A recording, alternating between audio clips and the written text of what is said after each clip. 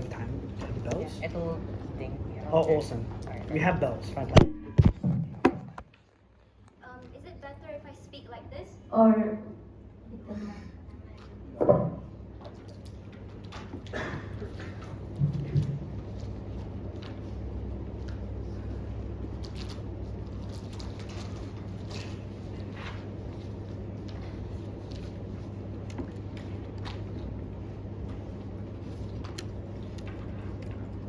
Continuing with the Expropriation Act means that South Africa lose out on foreign aid, their biggest lifeline to their already crippling economic state. This means that when you don't rescind the Expropriation Act, people now suffer. I want to also note that the Expropriation Act is a direct threat towards people's livelihood. You now create an otherwise already politically chaotic kind of state. This is a tipping point to now destroy what was an already weak and fragile state. I want to first frame what the Expropriation Act is. This act is one that is without compensation. This means that the state has the ultimate authority to take away your land. This is a form of institutionalized theft, one that leaves people with no alternatives. Note that this also means that any local banks are unlikely to now issue any loans or credits with land that has been expropriated because there's no security that these people can be defaulted on. Therefore, we prove why is it that people are likely to be very upset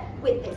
Next, I want to now frame the context of South Africa on three fronts. One, the economic crisis. Second, the socio-political instability. And third, whether there is any form of socio-economic upward mobility. First, on the idea of the economic state. Note that South Africa is very highly dependent on foreign aid. Their economy crashed in 2020, which leads to a lot of recession, led to a lot of unemployment. Right now, it is very hard for them to recuperate. Right now, it's very hard for them to rebuild a lot of their existing infrastructures. They're very highly dependent on this kind of foreign aid. Second, on the idea of socio-political instability, note that in the status quo, there are a lot of insurgencies in South Africa. This is rooted in the idea that there is a very strong disillusionment and distrust towards the state. Second, it's also the idea that still very deep resentment towards the state because of the appetite. These are individuals that are very adamant against corruption, against any form of state failure. Note that third, on the idea of socio-economic upward mobility, because of these two framing of the economic crisis and the socio-political instability, this means the point in which you allow this act to exist when there's a lot of land reforms without compensation. Four things will happen. Number one, they need to prove why is it the state is likely to manage this land in a right way. We told you that because absence of compensation, there's no pushback against the state to ensure that these land forms are likely to be done well. This means any form of mismanagement is the tipping point to any chaos that's going to erupt because of the socio-political instability. Third is also the idea that when you now have this kind of chaos, you also paralyze and pause a lot of the infrastructure projects because of this chaos that necessarily happens. Next, I want to now frame to you why is it that this aid is particularly important to South Africa. First, a lot of this aid is the foundation of their public amenities and basic infrastructures. This looks like access to clean water, access to electricity, going to schools, going to healthcare. Therefore, the prerequisite for any basic human dignity to even exist is to accept and allow this foreign aid to exist. Second is the idea that this is also a signaling effect towards the idea that when Trump is now going to prove why is it that Trump is definitely going to pull away the aid if you don't receive the act. Number one, Trump is a pro-business person precisely because of the existence of this act. A lot of FDI have been fleeting and moving away from South Africa because of the idea that this Expropriation Act seeks to reform lands. This means that you must demolish a lot of the existing factories. You must demolish a lot of the MNCs that exist within the land in itself. And because Trump wants to continue to have vested interest to trade with South Africa, this Expropriation Act is one that is directly contradicting to Trump's interest. Second, is at the point in which you sour your relationship with the US, this means you're going to be punished with more tariffs. You'll be punished with more travel bans. You'll be punished with no trade with them. South Africa can never come back with this. Also note is that this is also a signaling effect to other states who have already been giving you reparations, because right now you acknowledge that you can easily be as culpable and be as bad as your previous colonizer, because now you are a one that uses the state authority to now abuse your people. But third is the idea that there's no form of sustainability that exists on their side. Because when you allow this act to continue, it's an immediate halt of foreign aid, immediate halt of funding. It means that number one, there's going to be an economic paralysis. Means that a lot of these companies are going to immediately lay off people and individuals. Secondarily, is that state cannot now issue state bonds because there's no form of capital to back up these things. Third, now you create currency shocks. This means that your currency now depreciates immediately. Your purchasing power of your domestic people now becomes one that is incredibly bad. Prices go up. Sure, I'll take one. Expropriation does not require us to destroy existing factories to build new factories. What we can do is just claim ownership over the existing infrastructure. You claim ownership, people are still unhappy, you still lead to a lot of chaos that still exists. Next, I want to now prove why this is the tipping point for an uprising and chaos that's going to happen in South Africa. I want to note that there's currently a deep resentment and distrust towards the state. This is a signaling effect that therefore this is a return towards the apartheid era. Note that this means that it is already people are already very prone to social uprising, but in the status quo, these harms are at least now mitigated by the foreign funding you can get. They're at least mitigated by the fact you have some form of access to basic infrastructures. But no, on their side, the reason why this is a tipping point to chaos is because this is a direct entrenchment towards your quality of life in the most proximate way. This means farmers, your agricultural land are now taken away with no compensation. You, as a South African community, often than not live with people with the same culture as you, your communal land, your ancestral land, cultural roots land, now are one being taken away with no compensation. Therefore, the state forced them to relocate with no compensation. The kind of future trajectory becomes very unclear. This then leads to the fact of a signaling idea that the state is now dysfunctional. This therefore is the pathway towards social uprising and open to now political backsliding. Therefore now in the future, you actually leave room for more exploitation of the act. Our counterfactual therefore is that you rescind and you evaluate the act. This means that internally, people are within the interim period, people are at least able to adapt to it, to recuperate it. But second is the idea to allow courts to now adjudicate. Landowners now at least have a visible platform of having to say, to fight for more compensation. This is the exact pushback that we need to hold the state accountable. Lastly, it's about better negotiation between state and landowners. I want you to adjudicate this debate. When this is about an interest of South Africa, it's not just about the state, but it's also about the people of South Africa. Propose.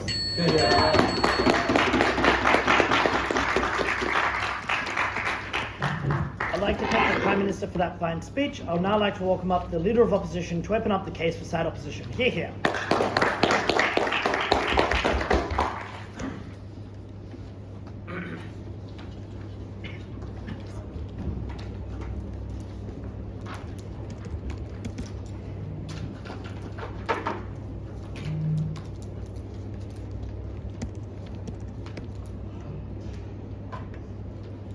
Already?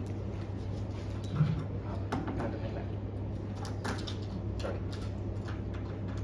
3 questions in his speech. Firstly, why expropriation is critical. Secondly, why Trump will not withdraw humanitarian aid even if we don't get rid of the Expropriation Act. And lastly, why aid from America is not the first priority in this debate. Firstly, then, why expropriation is critical. There are 2 reasons. Firstly, it is just compensation for the apartheid, and I'm quite surprised that this team doesn't know this. Apartheid is actually more recent than what most people think. It was only ended in the 1990s, meaning that the process of separating land and businesses from white South Africans who oppressed black South Africans has not been completed. Critically, it ended with a Truth and Reconciliation Committee and the slow succession of land from the white oppressors to the black majority. This was done gradually to ensure that owners of the new land are able to use it properly, that the new owners could be trained properly, that the land was appropriated transparently, which are all just parts of the Expropriation Act as well. What this means then is quite a lot of this gov material is just out because it isn't the government randomly grabbing land from everyone. It is a slow, transparent process that has already been going on for 30 years. Clearly, if there was any chaos, it would have happened in the 1990s when the Expropriation Act was actually passed, rather than today, 30 years later, and not to mention the fact that the government, because it knows that it wants investors, is actually extremely transparent about the way this is done. That's why it was done over a period of more than 30 years rather than doing it and finishing it by the early 2000s. What does this mean therefore for the round? 3 things. Number 1, it is principally important. Black South Africans principally lived under one of the most brutal and unequal regimes in the world, to the point where apartheid is literally the word for brutal and unequal regime. They deserve this land back. But number two, in practice, this is critical to the ANC securing control. This is because of two reasons. Number one, the political narrative of the ANC is built around reparating land for South Africans. But number two, bowing down to a foreign power makes you look very much like a colonial dog. What this means then is, on their side of the house, it is highly likely that the ANC will lose power. Number one, this is against the interests of the South African state because the ANC is a South African state. But number two, the alternatives are bad. These are individuals like Democratic Alliance, a far right-wing party catering to white individuals and the white minority. But also think people like the Economic Freedom Fighters, the Marxist Party, which are the ones more likely to expropriate land suddenly and horribly in the violent ways that this team wants to oppose. This means that the harm of sudden expropriation will likely happen on their side of the house when these parties gain power. To be clear, this is similar than elsewhere. In other instances, when governments give up to the demands of foreigners, they lose power because no country, especially one with a post-colonial trauma, wants to re-see the government bow down to foreign powers. Again, this is devastating politically for South Africa. Secondly then, no. This is also economically critical for South Africa. South Africa deals with massive energy shortages, with blackouts of over 16 hours a day. They also have food insecurity. What this means then is this land is critical because it is the source of all the resources. The reason why is that during apartheid, white South Africaners were apportioned the land with the most arable land, which can grow food, and also the most raw materials like coal and energy, therefore meaning that they are the ones holding onto all of these materials. Before, these things were exported because the prices of these goods will be higher elsewhere rather than keeping them circulating with the economy. What happens then? The vast majority of this land doesn't go to some random person who doesn't know how to run it. It goes to Eskom, the National African Energy Company of South Africa. These are individuals who are professionally trained to literally just use the energy and just use the coal. It's not complex, you just dig the coal out, put it into the generator, energy. This is a prerequisite for successful manufacturing, successful having a factory that just runs without going on a blackout. We get economic development on our side. They don't. No thank you. So what this means then is, I can see in your eyes, Rashrvin. What is the second issue in this debate then? On why Trump will not likely cut off humanitarian aid even if we don't expropriate land. The first and trivial thing to observe is that the Infoslide doesn't say that he made getting rid of the act a prerequisite to giving humanitarian aid. He just wanted an investigation. If we do an investigation and we don't rescind, he will not get rid of the aid. Win con for all. But I will go even further and play ball even more. Actually, Trump has actually been willing to settle for less than what he demanded. For example, he lowered tariffs on Canada in March after they promised things that they were already doing. For example, more troops stationed at the border. They were actually already promised to do that in December anyway, right? So clearly, Trump has been willing to give up if there's an appearance that he's gotten a success, which we do with a public investigation, and then our public investigation decides we will not get rid of the act. He's happy, we're happy, we win. But second reason why. Actually, the main reason why Trump was going after South Africa was not because it was a core election promise, right? Trump ran on anti-immigrant sentiments, Trump ran on anti-Canadian liberal sentiments, Trump ran against universities. He wasn't running against South Africans. The reason why he cared about South Africa was Elon Musk. Guess what just happened with Elon Musk this past week? They broke up very violently, right? Not only did he leave his administration, yesterday during the break day, the tweets came out where Elon Musk publicly criticized, his very fat pork-filled spending bill, and Trump talked about Elon Musk's black eye. So presumably then, the primary thing that was actually driving Trump to give a shit about South Africa and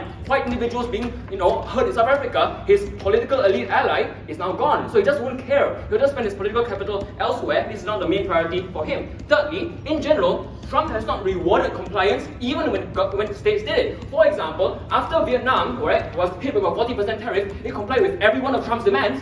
He did not lift the tariff. This just means then that he's such an unpredictable actor that complying with him or not complying with him, in general, will not be the tipping point for him lifting humanitarian aid. To be clear, I know these guys would like to scream about how critical humanitarian aid is, but this is downstream of actually proving that complying with him is the tipping point for him giving you humanitarian aid. Yes? There are multiple US companies in South Africa. Don't lie that it's only about Elon Musk. Actually, I'll engage with that right now. Number one, so I'm now explaining my third issue why aid from America is not important anyway. And this is just because South Africa and America don't have strong trading relations. The structural reason behind this is that during apartheid, America led the sanctions against South Africa, and therefore it actually has very few trade relations with South Africa. The main exports of South Africa are rare earth minerals and oil. America has already and is currently ramping up oil production, and the rare earth minerals are being sent to China, which it then uses to reinforce its rare earth mineral monopoly. This means that actually the main trading relationship between South Africa and America is not that large anyway.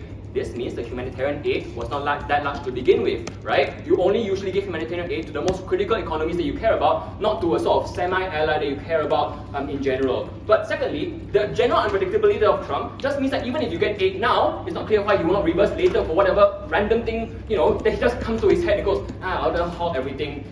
I just woke up on a bad day, he'll do it, right? He's just generally an unpredictable actor. But secondly, China is likely to step in. China wants to ensure it gets able to get more rare earth minerals in order to continue its demand for more electric vehicles and more manufacturing and more high-tech manufacturing in general. This means that when America cuts off its humanitarian aid, you can get more from China. China wants to cozy itself up as the next big partner and the next big trading partner for everyone. This means when Trump cuts off, China steps in. We saw this in the past with the BRI. We saw this in the past with Chinese development aid in general. We will say that China is perfectly happy to provide us with this aid to replace aid from America, even if they cut it off. But lastly, Africa as a region is turning towards regionalism, meaning the African Union wants more multilateral aid. South Africa is one of the largest areas in Africa. It is likely to be able to provide mutual aid funds with other African countries. For all of these reasons, then oppose.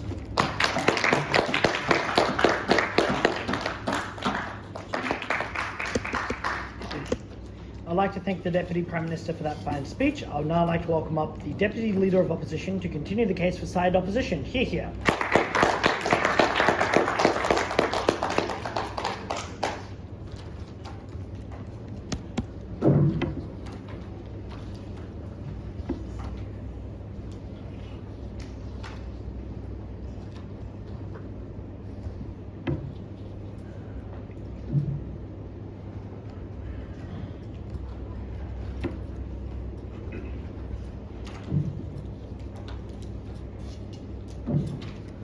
Akasyah?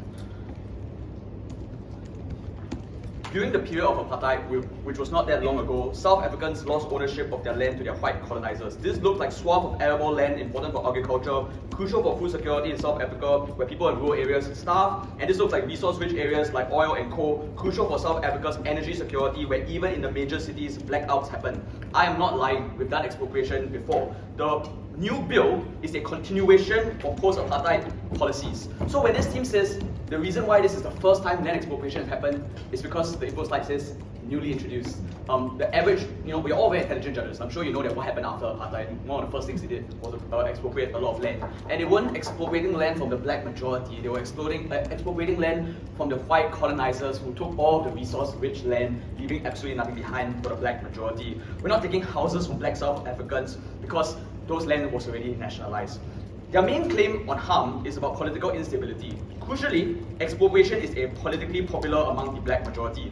The rebel group in South Africa that has access to arms are known as the Economic Freedom Fighters.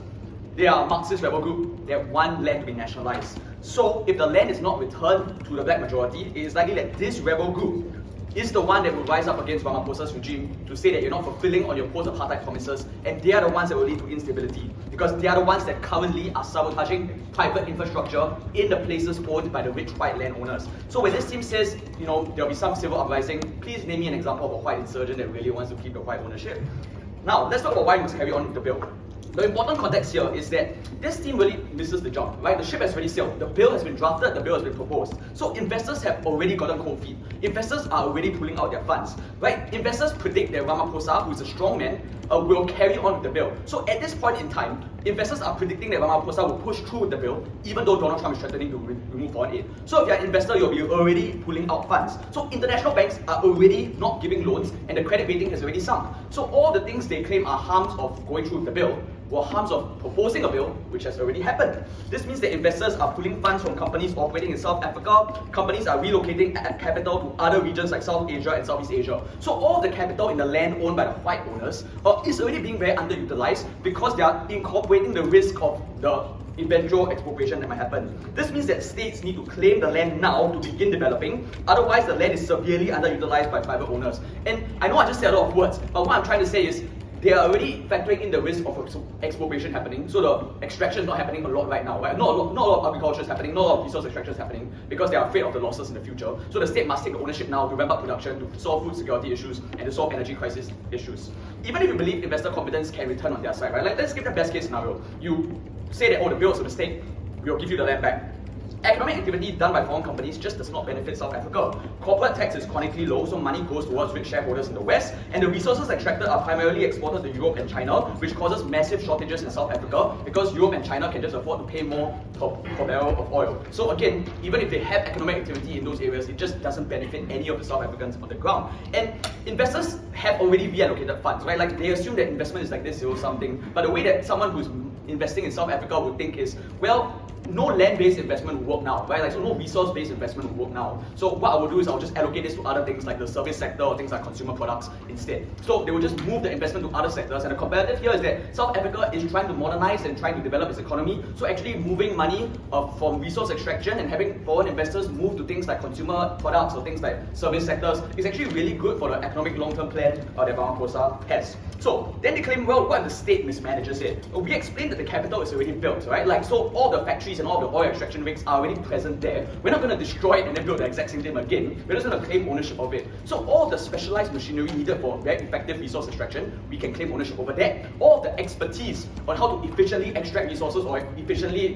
farm products already exists there, because the South African farmers that work under the white owners are not going to leave the country. They're just going to work under a South African government. So all we're doing is changing the ownership structure, right? We're changing where the products go, right? Where does the agriculture go, where does the resources go, and we're changing who gets the profits. So instead of the profits going to the rich MNC, the profit now goes directly to Ramaphosa's government. So all of the claims they make about how there might be inefficiency, or how this wouldn't be extracted very well, or how there'll be a lot of chaos, it's just not true to the expropriation process, which Ian already describes as happening in a very transparent manner.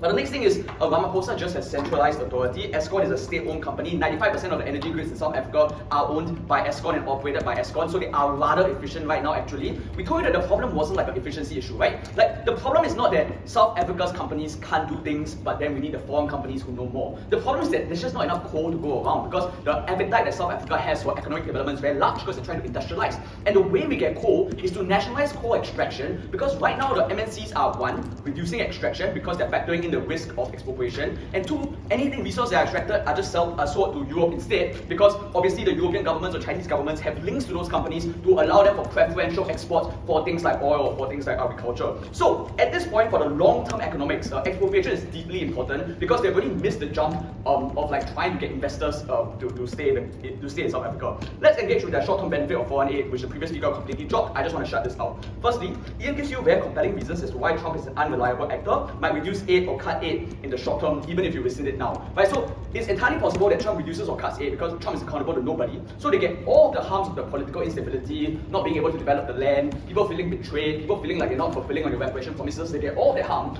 for a really speculative chance that Trump fulfills his promise, which we know Trump's a big liar anyways. But the second thing is, this is more structural, right? Like, the US is just not in a financial position to give aid. The dollar is depreciated. Trump has campaigned explicitly on the basis of reducing foreign spending, right? So it's entirely possible that Trump is more beholden to those campaign promises than he is to the promises to Ramaphosa. But the last thing is, alternatives exist, right? Europe is willing to give foreign aid. They respond mostly to stuff about China.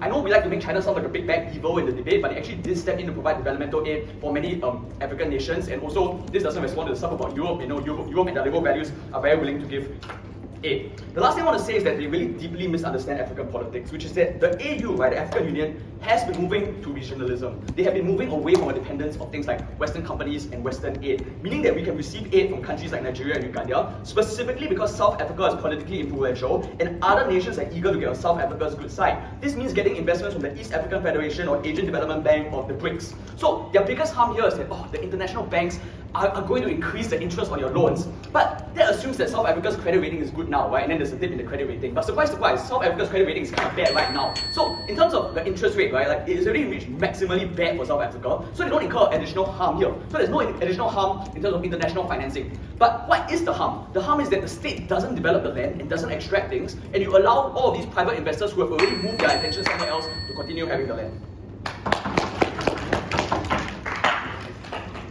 I'd like to thank the Deputy Leader of Opposition for that fine speech. I'll now like to welcome up Government Whip to conclude the substantive portion of side government's case. Here.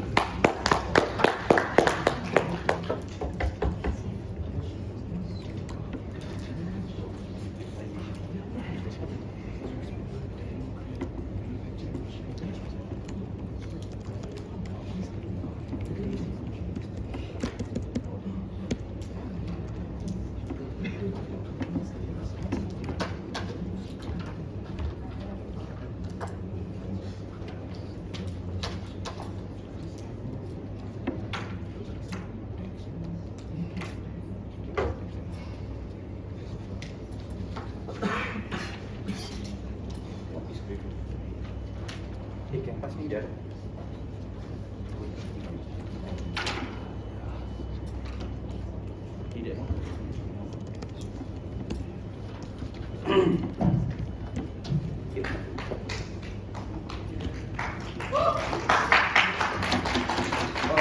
Alright, I will only accept your 5 minutes onwards.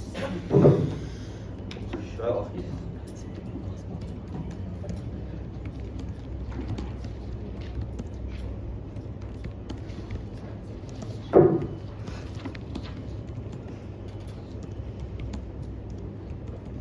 I want to engage the panel on a social experiment. If I take Cavan's boba and say it is mine now, will Cavan be okay with it? A simple question that you need to answer. This is just a funny thing to do. But the second thing that we need to evaluate on is the reality of legal complexities. We do not evaluate laws on whether the person using it is Jesus or not. We evaluate laws on whether these laws are exploitable or have loopholes within them, and that any actor, whether malicious or benevolent, should be upheld to those variants. That's why we don't say, you're a good actor, the law doesn't apply to you.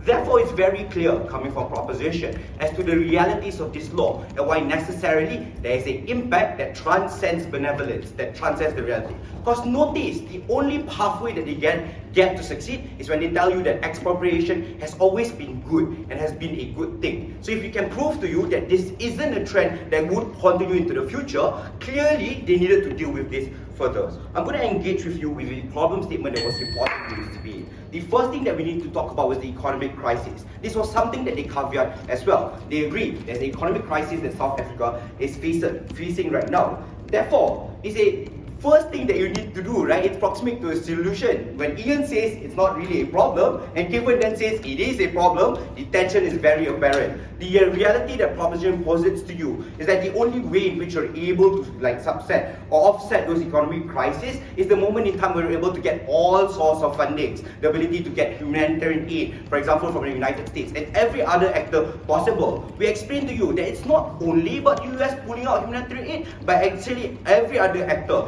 Because the reality of this bill is it's seen as what Gen Zs call the biggest red flag. This is a pathway towards authoritarianism that nobody can really stand good for, right? The reality here that we prove to you is that not only US aid lives, but every other form of aids like IMF and etc. would probably go away as well. This is a problem because the alternative they provided to you was other forms of investments. I really want to go back to my country.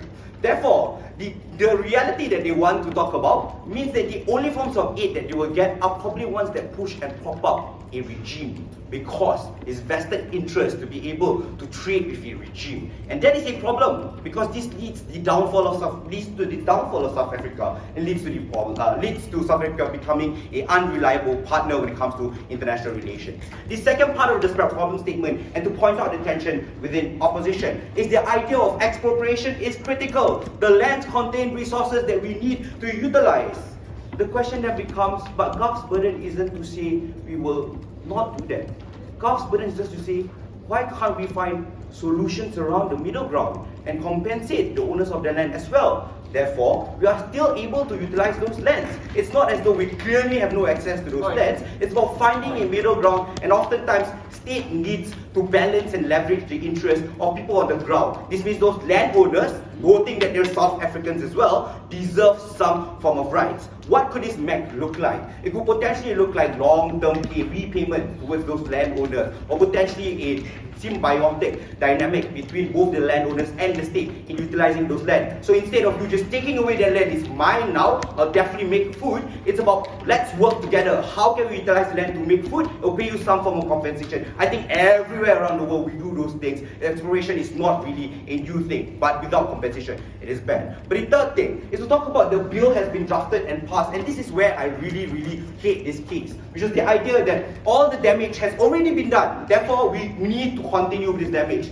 Gut check this panel. If it's true that investors have already fled and there's capital flight, the question then is, why should we propagate this same goddamn problem? It is only with the proposition that explains to you the offsetting of this problem is when you're able to rescind this bill and able to find a more malleable form of bill or dynamics that could potentially pull back investments. Because if it's true that this economic crisis exists, it is true those FDI. It is true when companies are willing to invest in your state that matter. Therefore, the Elon Musk argument was weird because they say, but it's vested interest because of Elon Musk. That's not true. It's because America wants to find a partner in the African region. And South Africa, accordingly now, probably looks like the best pathway to a successful relationship. Therefore, Trump is very strong in wanting South Africa to establish themselves in reputation, because it's not only about American companies, but every other company noting the capital flight investment problem that exists within them. We're the only team that tells you there's a pathway forward. This trajectory is very clear. I'll take one. So according to your analysis, South Africa is in an economic crisis and faces extreme difficulty getting money. Doesn't this mean it doesn't have the money to compensate in appropriation of land then? Guys, I already explained it in the back. The math of the dynamics doesn't always have to be immediately giving you money. It can be about profit sharing. It can be about other things. Don't buy this crazy POI.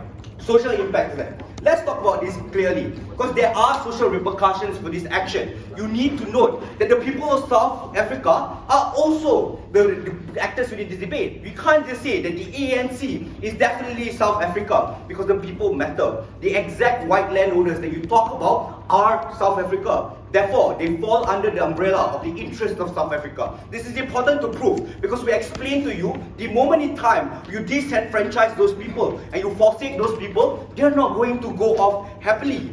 What more likely is going to happen is when they feel wronged, you're going to engage in your scorched earth tactics. They're going to make sure your land is not arable, because you're going to lose it anyway. That exactly takes away the point of utilization that comes from them. The moment where they, spray toxic chemicals all over the land, your food and everything that they want to get literally goes to nothing. We lose. This is a cycle that can never end. But secondly, let's really look at this, because they say, probably only Cavan can get away with this and say, but white landowners were bad, therefore they will be fine with it. I really don't think this is true. Gut check yourself and ask yourself intuitive questions around how people feel when their land is taken away, how literally they will react. And that's why the argumentation around social insurgencies was infinitely important. It explains to you why more likely than not, South Africa falls into a crisis, because people feel unjustly taken away when they feel like their lands are unjustly taken away, and these are literally their livelihoods, literally their ability to live and survive. Therefore, on the comparative, it's clear why we're able to find a pathway or a solution. Even if you don't buy anything that I've said here, the most important part that you need to question is the liability, the legality of this law in its place. No matter where it is a problem. Today is the day David kills Goliath.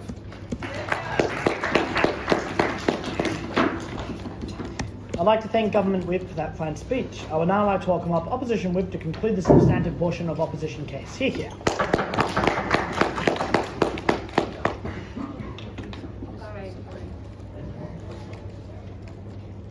Hello. Sorry, I have to use the mic because I'm losing my voice. Just let me know if it's not clear.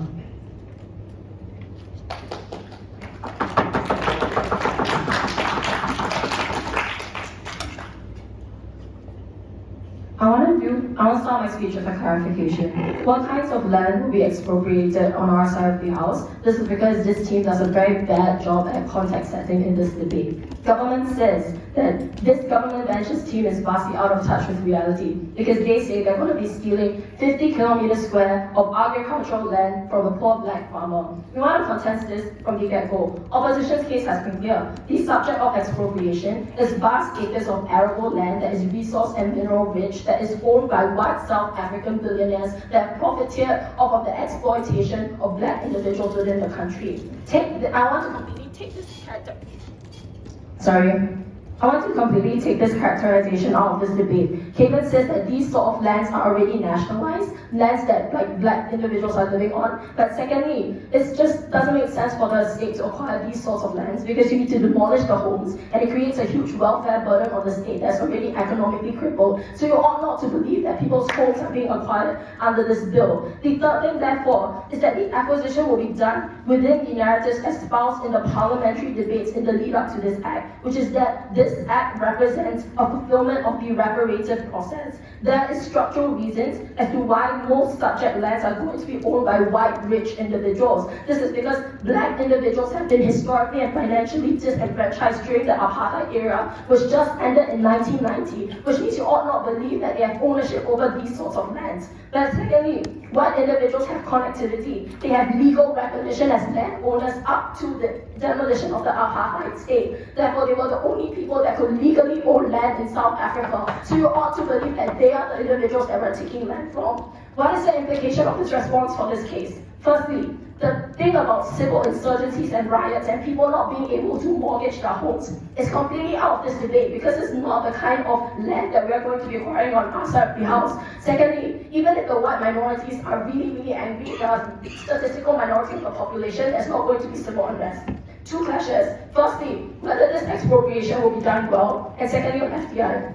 What does this government team say? They say that the state will mismanage the land and steal it without accountability. The counterfactual is a process of adjudication for just compensation for the land. I'll explain why this doesn't work. Firstly, unhappiness of the landowner is symmetric. Even if you compensate them, you're going to find this compensation inadequate, and ultimately you're stealing something that's more important than reparation, which is capital resources that are more valuable than income reparations. But secondly, the process of adjudication is itself resource intensive. This means that the state is going to be caught up in drawn out lawsuits with landowners. The adjudication of the court of law is something that's very expensive. So their side, when they say that the African state is poor, this state cannot function with this sort of process in place. But thirdly and very simply, the expropriation of land cannot happen on their side of the house because they have to pay for the land. And this is important because this kind of land is subject to very high valuations because they are resource rich, because they are so large in quantity. This means that the state is unable to afford the land on their side of the house. When we tell you in opposition, why does this just completely take out their case? We tell you massive benefits that are unresponded to. We told you that the expropriation of land and granting it into state-owned enterprises like Eskom is something that's important because South Africa is facing an energy crisis to the point that the energy grid has to turn off power for 16 hours a day. This is something that's bad because absent of expropriation, private MNCs owned by white individuals in South Africa extract coal and export it to the developed world for money because they're profit motivated. You ought to believe that these soils of this land is not going to the people on their side of the house. When you nationalize the land, importantly, it returns the power and the autonomy of having electricity, of having power to South African individuals. They say we can do a partnership. No, we cannot, because these are ultimately competing interests. Exporting the land for higher, exporting the coal for higher prices, as opposed to disseminating it domestically is something that's fundamentally at odds. So there's no sort of partnership that can happen on their side of the house.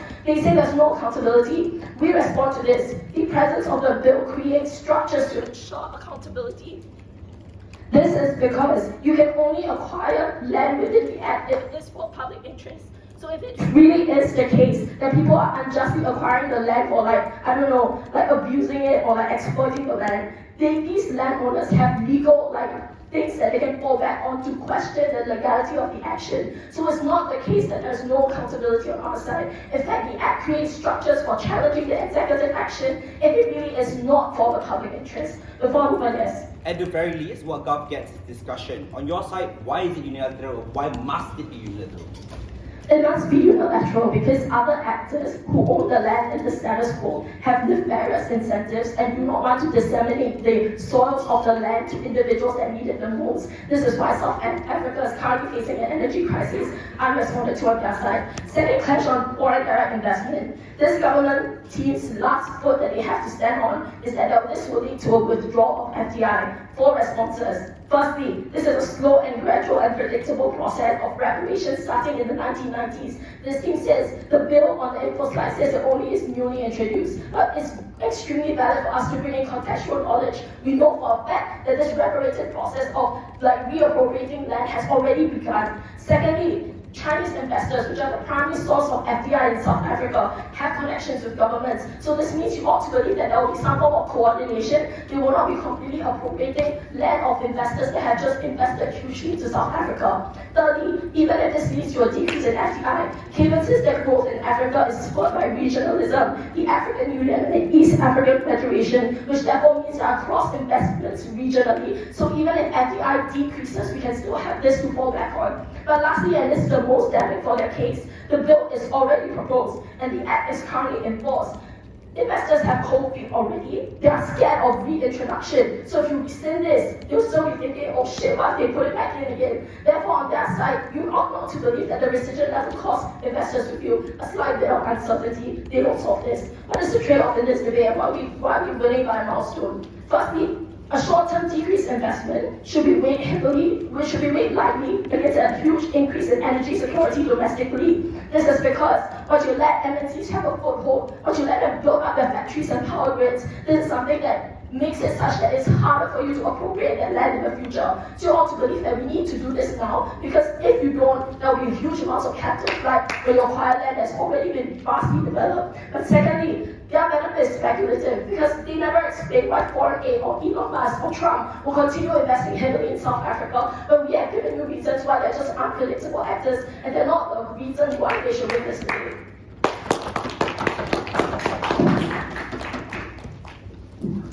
I'd like to thank the opposition whip for that fine speech. I would now like to welcome up the opposition reply to open up the reply portion of this debate, noting that speaking times will be 4 minutes, with 1 clap at 3 minutes, 2 at 4 and 3 at 4:15. Here.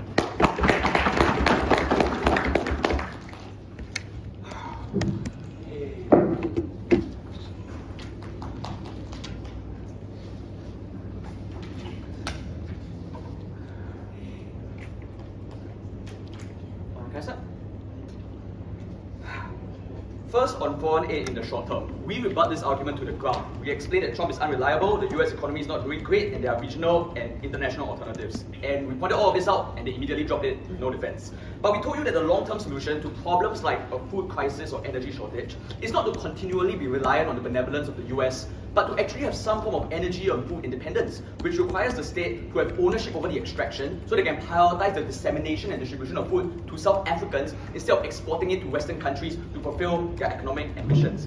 Then they said, well, we want some state involvement too.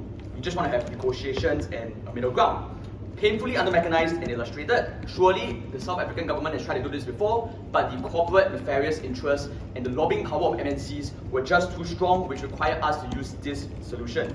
But we also pointed out that these are large amounts of land that have a lot of very expensive resources, which means that any valuation of payout is going to be one that's unaffordable for the South African government. But then they say, no, it's not about payouts. Right? Even though they said payouts, they said repayment, but then they said, oh, yeah, you're right, it's too expensive, so we'll do profit sharing instead. Amazing. Now you've just considered that one of the main exports of South Africa, 50% or more of the profits are going towards Western MNCs, which means that South Africa lost one of the main ability for it to generate profits for things like social welfare. But even if you give them this magical middle ground where they can have some solutions, where the South African government has some profit sharing, none of this responds to the context about expropriation happening before. None of this responds to the context that the bill has already been drafted and proposed. And the context that this team needed to respond to was extraction is being reduced now. Investment has already left. So all of the extraction and all of the profits are plummeting. So even if the South African government got some hands in the pie is now really small because everyone has already got cold feet and left. And their mechanism is, we'll say sorry, we didn't mean it, and then all the investors will come back, which is not analysis. So on the wave of certainty, maybe aid comes, maybe investors return, but we certainly get benefits. We certainly get profits that get channeled to states that can go to welfare systems and economic development and investing in small and medium businesses. And we certainly get the ability to redistribute energy, things like coal and oil, to South African cities and giving it to South Africans who need the food. But then they said a bunch of different economic buzzwords, right? They said like, oh, currency gets depreciated, economic crisis and loans get expensive, other miscellaneous harms. But this happened when the bill was introduced. This happened when Ramaphosa gained power. This happened when the ANC's history of expropriation was built into their legacy. So they have no tipping point for why doing the expropriation was what would lead to all the investors leaving, right? Like, try to think like an investor for a moment. If the bill was proposed, would you be like, let me wait for them to actually go through with the bill before I pull out? Or if you're a bank, would you be like, let me wait for them to actually take the land back, then I will increase their interest rates. No, right? Like once the bill proposed, all the credit rating goes up already. But so the alienation of foreign investors and banks have already happened, and also this doesn't respond to what we claimed about how Africa is moving towards more regionalism anyway. So they're moving towards more regional aid and regional support and regional investment. So actually the dependency on the West here in terms of foreign banks is actually quite minimal. Then they said political instability will happen, like they'll burn down farms. We said that the real rebel group was the EFF, right? Economic Freedom Fighters. They are a Marxist group in South Africa. We're not making things up, right? Like, I know some debaters lie, NUS, we don't do that. This is true. So, they are the ones that really want nationalism, and they are the ones that have access to arms and will take up arms. They are the ones that expect Ramaphosa to claim the land back. Like, expropriation is politically popular in South Africa because they feel as if they own the land. But this land is not owned by white farmers that are South African. This land is owned by MNCs that do resource extraction, right? Clearly, that's the delta of the debate. So, no, it's not about protecting white South Africans. And then they said, oh well, white South African farmers, they matter too. The only reason why NUS can make this argument is because it's Cavan. Like, I'm Cavan not because I make bare arguments, right? Like, I'm Cavan because I read and these things are true. So it is true that this land is owned by MNCs, and it is true that the people actually want expropriation because they felt as if this was an injustice just by colonization. It's not because I have read, it's because I just read the news.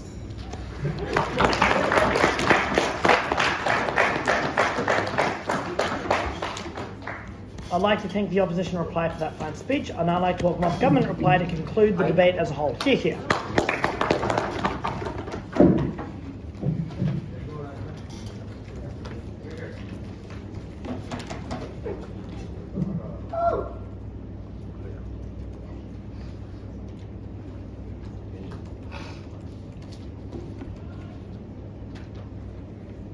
This team is breaking the debate by questioning the fact. The motion says Trump won't give aid until the issue is completed. What did we contend? If you continue, Trump won't give aid. If you resign, you conduct investigation, we give you what is our counterfactual, why would that Trump likely understand? Their criticism was Trump is irrational. He will never hold the promise.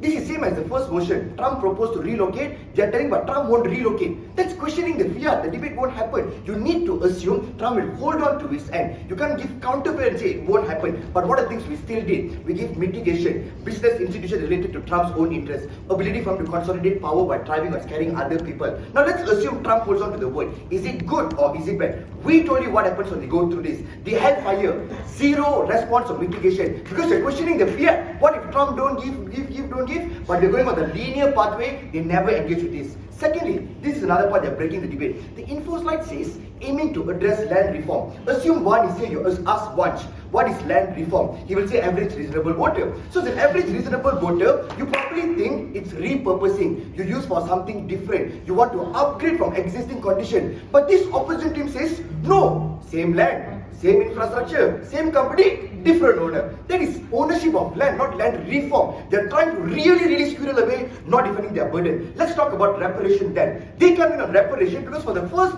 3 minutes of the clip they say 30 years reparations given. This is about the some corporations who don't want to budge.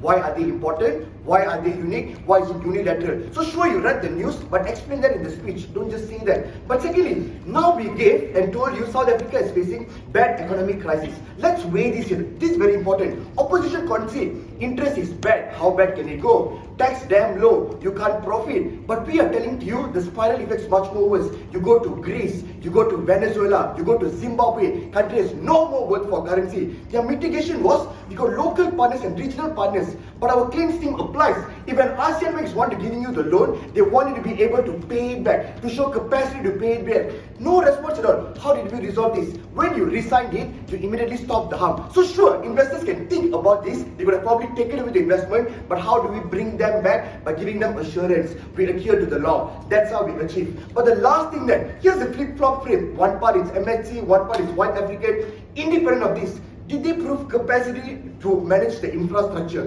when it's been taken away? Opposition says workers are still there, they won't move away. But the workers who are digging gold, suddenly they're running the operation, the data input and the gold digging. How? No expenses at all. So there's no capacity. How are you going to transfer the ownership? But secondly, let's take them at their absolute best. Workers are excellent. The manufacturing plant, the international trade route license, the patent laws are all held by the MNCs. So if you kick them away, why is there capacity for you to run? Zero analysis how they do this. They just assume you take the land, the corporation say, oh, IP law, patent law, take everything, take no at all. So sure, you own a transfer ship, but now you demolish. How you should weigh this, Judge? Two things we told you. One, when there's an immediate shift, you shock the economy. People get retrenched. There's no ability for them to be retained. The way in which your other people, trade partners perceive is now largely changing. But second and more importantly, they cannot replicate. So sure, 50% is profit is going out, but we still have 50% of the profit going here. Under their world, there's zero analysis why they keep to keep all of the pie under their world. If we prove alternatives to mitigate their claim of economic crisis, we definitely win. We told you things like FDI being much more better in our world. We talked about how other countries give reparation when you don't infringe humanitarian rights. We talked about bank loan in long term. But all they came defaulted back to say reparations. So the way here is simple. If it's true, for 30 years you have been doing this, you have been giving back to people, you have justified why is this the tipping point to fulfill the metric of reparation. Our pragmatic impact far outweighs in three ways. First is the immediate impetus of urgency. Because when they make the decision to push forward with this, they must change things. They must repurpose things. So the interim shock has no capacity for South Africa to alleviate. But second and more, sustainability. If you're antagonizing big player actors who are no longer willing to back you, if you're pulling away FDIs under it, which is already bad enough, the country goes down to shit. Don't let this happen to South Africa.